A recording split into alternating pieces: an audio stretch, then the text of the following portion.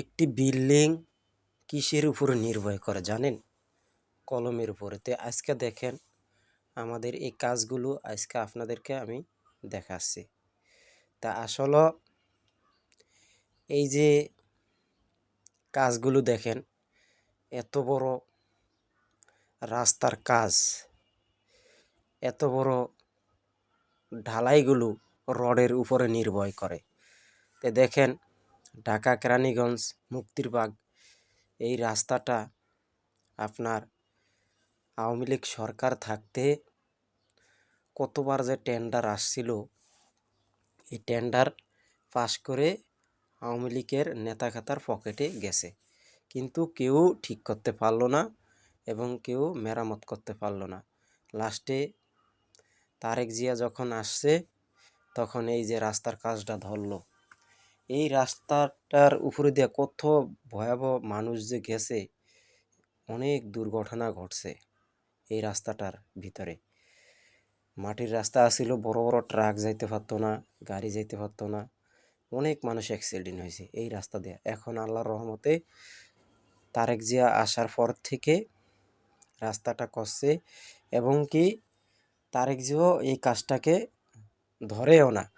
লাস্টে এটা সবাই মিটিং করে শফিক, আপনার দাঁড়িপাল্লা শফিকে এই কাজটা করে দিচ্ছে রাস্তার, মুক্তিরবাগের ঢাকা কেরানীগঞ্জ। তা আসলে একজন ইসলামী দল যারা ভোট দিবেন তারা সম্পূর্ণ এরকম কাজগুলো পাবেন, বুঝছেন দর্শক ভাইরা?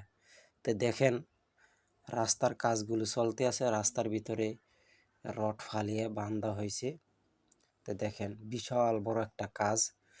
আমাদের দাঁড়িপাল্লা শফিকুল ইসলাম উনি এই কাজটা ধরেছেন, ওনাকে সবসময় আল্লাহ পাক যেন ভালো রাখে। তো এই যে আমি সম্পূর্ণ ভিডিওটা দেখাইতেছি, রাস্তার কাজ, মানুষ এখন মোটামুটি হাঁটতে পারে, ঢালাই দিলে হাঁটতেও পারবে, বুঝছেন দর্শক ভাইরা? তো এই যে দেখেন মানুষজন এখন অনেক খুশি, দেখছেন। আর আওয়ামী লীগ সরকার থাকতে কোনো কিছু করতে পারে না, খালি কয় এই মোবাইল ফোন কে দিয়েছে আওয়ামী লীগ সরকার, এই ইন্টারনেট কে দিয়েছে আওয়ামী লীগের বাপে। হামুদিরা মোবাইল ফোন নিজের টাকা দিয়ে কিনছে, আবার আওয়ামী লীগ সরকার আনছে। এগুলো হলো জানোয়ারের চেয়েও খারাপ।